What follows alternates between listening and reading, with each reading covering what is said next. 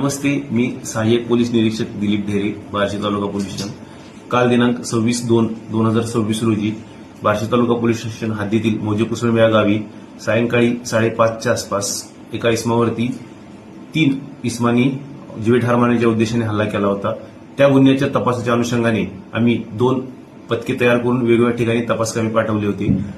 करमाळा परिसरामध्ये गोपनीय बातमीदारामार्फत माहिती मिळाली की सदर इसम फिरत असल्याने त्यांचा पाठलाग केला असता. साधारणतः 8 ते 10 किलोमीटरचा पाठलाग करून त्यांना रात्रीच्या वेळी पकडण्यात आलेला आहे. सदर इसमांच्या अंगझडतीमध्ये 1 पिस्टल, 2 रॉड, 1 लाकडी दांडके व 1 कोयता सह मोबाईल, पैसे व 1 पिस्टल आणि जिवंत राऊंड मिळालेले आहे.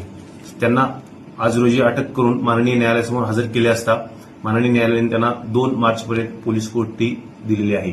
पुढील तपास वरिष्ठांच्या मार्गदर्शनाखाली सुरू आहे. धन्यवाद. पैकी एका इसमावरती 2 गुन्हे दाखल आहेत, हडपसर पुणे या ठिकाणी. ही कामगिरी बजावण्यासाठी तुमच्यासोबत कोण कोण होते? माननीय पोलीस अधीक्षक सो अतुल कुलकर्णी, अप्पर पोलीस अधीक्षक सो यावलकर सर, डीवायएसपी बार्शी विभाग सायकर सो यांच्या मार्गदर्शनाखाली पीएसआय वळसने, एएसआय गवळी, हवालदार मंगरुळे, कॉन्स्टेबल दासरे, बोंदर आणि हवालदार केकान इथे लोक स्टाफ होता माझ्यासोबत.